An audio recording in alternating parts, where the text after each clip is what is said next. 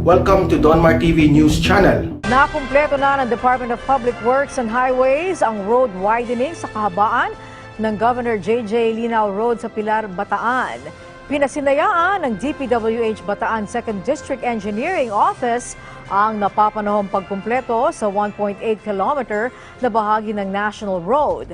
Inaasahan makapagbibigay ito ng mabilis at maayos na biyahe, lalo na pagdating sa economic activities sa Bataan. Makatutulong din ang proyekto sa pag-unlad ng turismo sa lugar. Nasa 42.7 million pesos na pondo ang inilaan sa 3.2-meter road widening project na nagmula sa 2021 General Appropriations Act. Bukod sa road widening, isinaayos din ng DPWH Bataan ang road shoulder, drainage canal, concrete slope protections, guardrails at solar street para masigurong ligtas ang biyahe ng mga motorista. Nanawagan si presidential aspirant at Senador Christopher Bongo sa taong bayan na makiisa sa nalalapit na National Vaccination Drive ng pamahalaan sa Nobyembre 29 hanggang Desyembre 1. Pinuri ng senador ang mahakbang ng gobyerno para sa bakunahan. Nais niya namang mas mapabilis pa ang vaccine rollout sa bansa. Pero pagtitiyak ng Health Committee Chair, mas marami pang darating na supply ng vaccine doses sa Pilipinas.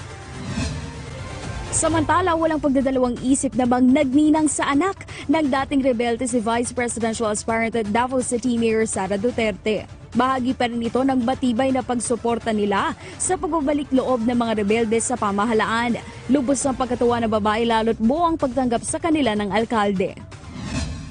Personal namang bumisita si Manila Mayor Isko Moreno sa Universidad de Manila. Ininspeksyon ng alkalde ang paghahanda para sa implementasyon ng face-to-face classes. Kabilang narito ang ilang medical-related courses. Ang mga estudyante nakasuot ang face masks at sumusunod sa physical distancing. Ikinutuwa naman ng presidential aspirant ang muling pagbabalik ng face-to-face classes sa gitna ng pandemic. Habang si Presidential Aspirant at Vice President Leni Robredo sa Bulacan nag-ikot ngayong araw. Panauhing pantanggal si Robredo sa Volunteers Day Assembly sa Pulilan. Kinilala naman ng opisyal ang malaking ambag ng mga barangay tanod, barangay health workers, contact tracers at iba pang volunteer. Dapat aniyang mas mapataas pa ang benepisyo ng mga gaya nilang nasa frontline work. Kaugnay naman ang patatsada ni Pangulong Rodrigo Duterte sa ilang presidential aspirant na umuni gumagamit ng cocaine. Inilabas na rin ng kampo ni Senador Manny Pacquiao ang negative drug test result ng senador. Batay ito sa latest testing ng presidential aspirant nitong Hulyo at Setyembre sa Voluntary Anti-Doping Association o VADA. Patunay nila ito na hindi gumagamit ng steroids, cocaine o methamphetamine ang pambansang kamao na pinagbabawal ng World Boxing Council. Una nang naglabas ng kanilang negative drug test results ang Lacson Soto Tandem at si dating Senador Bongbong Marcos. Tatanong ko, kayo po ba handang magpa-drug test? Okay. Ikaw na mag-scoop. Bibigay ko yung resulta ng drug test ko na kinuha ko kaninang umaga. Nasa PIDEA na. Meron na po. Tapos na. Nakagulat ako Talaga. Totoo ba? Uy, scoop to. Ito naman si Katunying. Katunying, di ko alam na may pagkakomedyante ka pala. Sa bagay. Grabe. Hindi mo ba, una-una, reaction ko, natuwa ako, promise.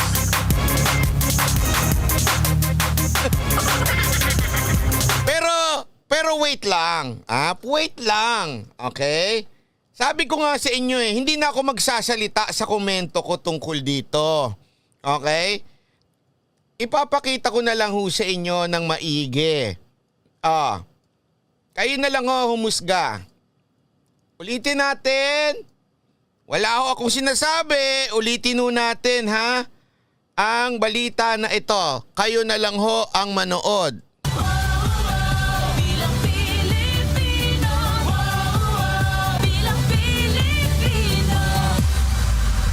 Tatanong ko, kayo po ba handang magpa-drug test? Okay. Ikaw na mag-scoop. Bibigay ko Sandali. yung resulta ng drug test ko na kinuha ko kaninang umaga. Nasa PIDEA na. Meron na po. Tapos na. Ganun po. Totoo po ba? Ulitin natin ha. Uy, Bilang Pilipino, bilang Pilipino. tatanong ko, kayo po ba handang magpa-drug test? Okay. Ikaw na mag-scoop. Bibigay ko yung resulta ng drug test ko na kinuha ko kaninang umaga. Nasa PIDEA na. Meron na po. Tapos na. Ganun po. Totoo po ba? Uy, scoop to. Pag-iiram pa eh. Saan po kayo nagpa-drug test? Sa hospital. Kaya po. Kasi nananawagan ako. Sinasabi ko, lahat katapos ng salita ni Pangulo, sabi ko, di lahat tayo, pa-drug test. O, di unahan ko na. So, ako nang nauna. Kaninang umaga pa. Ano po ba result? Yeah. Para lang, alam ko naman, para manggaling na po sa inyo ng diretso. Wala, syempre negative. Ayun.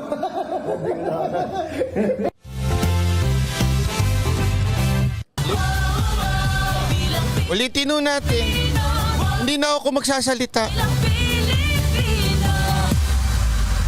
Tatanong ko, kayo po ba handang magpa-drug test? Okay. Ikaw na mag-scoop. Bibigay ko yung resulta ng drug test ko na kinuha ko kaninang umaga. Nasa PIDEA na. Meron na po. Tapos na. Ganun po. Totoo po ba? Uy, scoop to. Pag-iiram pa eh. Saan po kayo nagpa-drug test? Sa hospital. Kaya po. Kasi nananawagan ako. Sinasabi ko, lahat katapos ng salita ni Pangulo, sabi ko, di lahat tayo, pa-drug test. O, di unahan ko na. So, ako nang nauna. Kaninang umaga pa. Ano po ba result? Yeah. Para lang, alam ko naman, para manggaling na po sa inyo ng diretso. Wala, syempre negative. Ayun.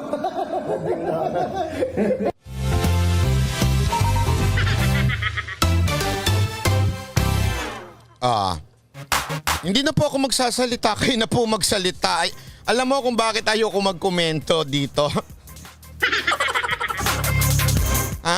Bakit ayoko magkomento? Alam nyo kung bakit po. Kasi po, nadidemonetize ako. Walang yan. Pagka yung issue yan, naiinis ako. Sayang yung pagla-live natin. Anyway, ito pa. Sige, mas Tatanong ko buo ito, baka sabihin ng mga nanonood, iwasan ko sandali lang, itanong. Tatanong ko, Ito, kayo para po naman, ba sabi ko nga handang ho sa inyo, magpa-drug test? tayo ay patas. Diba? Okay. Patas ho Ikaw na tayo. mag-scoop. Papakita bibigay natin. ko yung resulta ng drug test ko na Ayan ho, ang kinuha ko buo. kaninang umaga. Nasa PIDEA. Tayo, alam mo naman, hindi tayo, wala tayong kinikilingan. Pinapakita natin ang buo lang. Uy, scoop to. Pag-iiram pa eh. Saan po kayo? Ulit. Tatanong ko ito, baka sabihin ng mga nanonood, iniwasan ko itanong. Tatanong ko, kayo po ba handang magpa-drug test? Okay. Ikaw na mag-scoop. Bibigay ko yung resulta ng drug test ko na kinuha ko kaninang umaga. Ulitin natin ha, panuorin na maigi. Paruurin na maigi. Tatanong ko ito, baka sabihin ng mga nanonood, iniwasan ko itanong. Tatanong ko, kayo po ba handang magpa-drug test? Okay. Ikaw na mag-scoop. Bibigay Manood kayo, hindi kayo nanonood eh.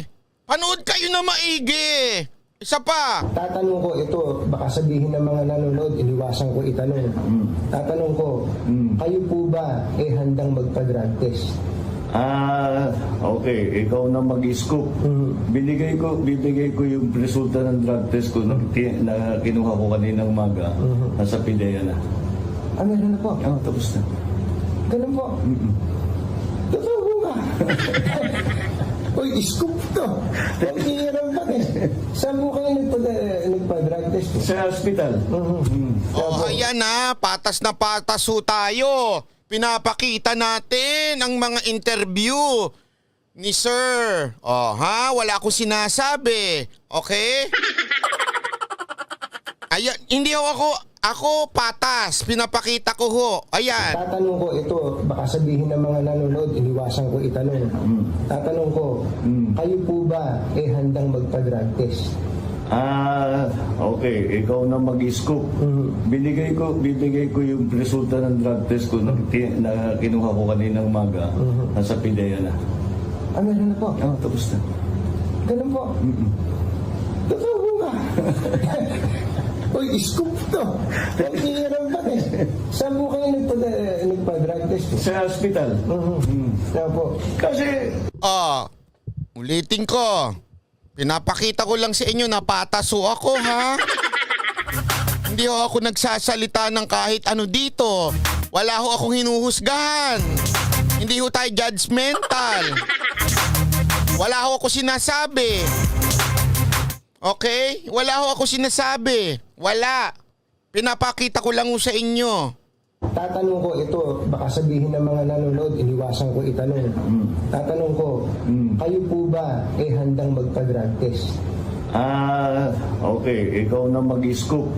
Bibigay ko yung resulta ng drug test ko na kinuha ko kaninang umaga. Nasa PIDEA na. Meron na po. Tapos na. Ganun po. Totoo po ba? Uy, scoop to. Pag-iiram ba eh. Saan po kayo nagpa-drug test? Sa hospital. Kaya po. Kasi, Ha? Wala akong sinasabi. Ulitin ko. Piniplay ko lang. Wala akong sinasabi. Piniplay ko lang. Tatanong ko ito, baka sabihin ng mga nanonood, iniwasan ko itanong. Tatanong ko, kayo po ba handang magpa-drug test? okay. Ikaw na mag-scoop. Bibigay ko yung resulta ng drug test ko na kinuha ko kaninang umaga. Nasa PIDEA na. Meron na po. Tapos na. Ganun po. Totoo po ba? Uy, scoop to. Pag-iiram ba eh. Saan po kayo nagpa-drug test? Sa hospital. Kaya po. Kasi, nananawagan ako. Sinasabi ko, lahat sa pagkatapos ng salita Jules Labahan, no comment. ni Pangulo, sabi ko, di lahat tayo, pa-drug test. Di nanahan ko na. So, ako na nauna. Kaninang umaga pa. Mariano, kain ba? Nakais ko pa. Sir, maraming salamat. Okay, sa scoop. thank you. Thank you so much. Isa pa. Huling play ko na lang, ha. Manood kayo na mabuti. Panoorin ninyo ang sagot niya. Ulitin ko. Wala akong sinasabi. Okay? Linawin ko. Wala akong sinasabi. Wala. Piniplay lang ho natin. Wala akong sinasabi. Piniplay lang ho natin. Pasok. Tatanong ko ito, baka sabihin ng mga nanonood, iniwasan ko itanong. Tatanong ko, kayo po ba handang magpa-drug test? Okay. Ikaw na mag-scoop. Bibigay ko yung resulta ng drug test ko na kinuha ko kaninang umaga. Nasa PIDEA na. Meron na po. Tapos na. Ganun po. Totoo po ba? Okay? Wala akong sinasabi. Sabi ko nga sa inyo magiging patas tayong tingnan ito. Magiging patas tayo. Okay?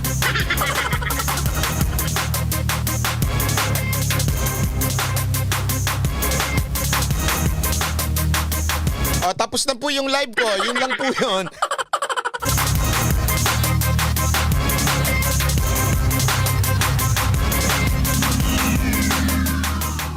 Hindi, ako basta ganito ha. Wala akong sinasabi magiging patas tayo na tingnan ito. Okay? Ganito lang ho kasimple ang akin dito. Kaya nagpapatest ho itong mga kandidato na ito ay para ho maalis ang duda sa mamamayang Pilipino. Kaya ho dapat sila magpatest para makasiguro tayo kung ano ang mga kandidatong ating iboboto sa 2022. Yan ho ang dahilan. So the basic fundamental, sabihin na nating reason kung bakit merong ganyang test ay para mawala ang duda sa mga Pilipinong boboto sa 2022. Yan ang dahilan. Maraming klase ng test itong ganitong klasing usapin. Isa na ho dyan yung urine test, blood test, o di kaya yung tinatawag na hair follicle, yung ganyan-ganyang eksena na kinukuha sa buhok. Ayon sa pag-aaral, basahin natin, ha? Ayan, sa American Addiction Center, after the last use, its metabolites typically shown up on a blood or saliva test for 2 days. A urine test for 3 days. And a hair test for months to years. A heavy user can test positive on a urine test for up to 2 weeks. So malinaw na para hindi magduda ang mga Pilipino, siguro mas maganda kung ang gagawin nilang test ay yung sa hair. Yun o ang kahit papaano pinakamatagal na tatagal yung sa katawan mo. Ibig sabihin, mas madidetect niya. Sabi nga dito is, ano ba nakalagay dyan? Pag sa hair, months or years. Ganun katagal. Madidetect.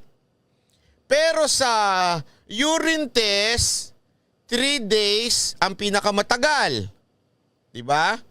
O unless heavy user siya, 2 weeks. Kailan po in-announce ni Pangulong Duterte ito?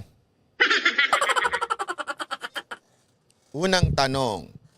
Pangalawang tanong. Dapat kung sila ay mag-e-exam o magte-test, dapat to sa harapan ng otoridad. Ako nga, ang suggestion ko, ito'y suggestion ko laang, ay sa media, sa harapan ng media. Alam nyo, walang biro ha, ginawa ho ni Mocha ang magpa-test noong 2019 election. At alam nyo ho ba, doon sa PDEA, pag ikaw ay nag-urine test, kasama ho yung PDEA agent na papasok sa CR kasama mo. So may kasamang babaeng PDEA agent si Mocha nung pumasok sa CR. Para sigurado na specimen mo yung ibibigay. Bakit to ganun? Kasi ibig sabihin lamang nun para mawala yung duda na totoong specimen mo. Hindi pwedeng basta-basta ang ibibigay mo, ay mayroon akong baon ditong ihi. Hindi pwedeng ganon. Henson Jake Sibog, salamat po. So hindi pwedeng may dala-dala ka lang. Kailangan iihi ka mismo doon sa harap ng agent sa CR. Para siguradong ihi mo talaga yun. Kasi pwede namang ito walang biro to, ginawa na ho ni Mocha yun.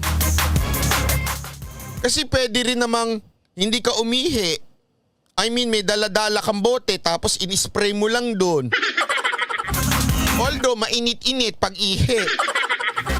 'Di ba?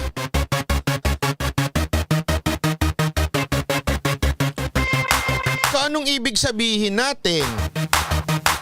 Para mawala ang duda sa mamamayan, ay dapat ginagawa ito sa mga agency ng gobyerno at sa harapan ng kanilang agent. Yun lang naman ho sa akin. Sana ang ginawa ho ay sa harapan mismo ng otoridad. At sana nga sa akin sana ay hindi lamang po ito ay urine o di kaya blood test, dapat po ang ginawa ay hair. Kasi sabi nga nung iba, kesa na mawala yung duda, ay lalo tuloy naguluhan. Mas lalong naguluhan.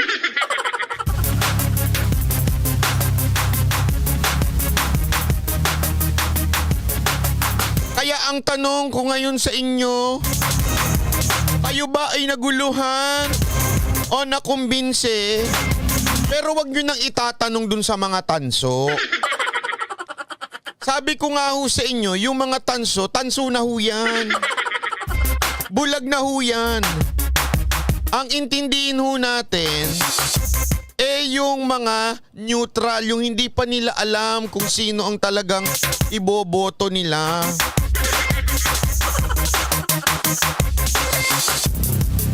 O sige, ulitin ho natin ha, para ho sa inyong kaalaman. Tatanong ko ito, baka sabihin ng mga nanonood, iniwasan ko itanong. Tatanong ko, Isa pa. tatanong ko ito, baka sabihin ng mga nanonood, iniwasan ko itanong. Tatanong ko, kayo po ba handang magpa-drug test? Isa pa. Tatanong ko ito, baka sabihin ng mga nanonood, iniwasan ko itanong. Tatanong ko, kayo po ba handang magpa-drug test? Okay. Okay, ikaw na mag Sabi ko nga ho sa inyo, dito sa ating channel, patas na patas ho tayo. Ulitin ko ho, wala ho akong binibigay na opinyon patungkol ho dito sa ginawang test ni former Senator Marcos. Wala ho akong binibigay na opinyon. Ulitin ko, wala.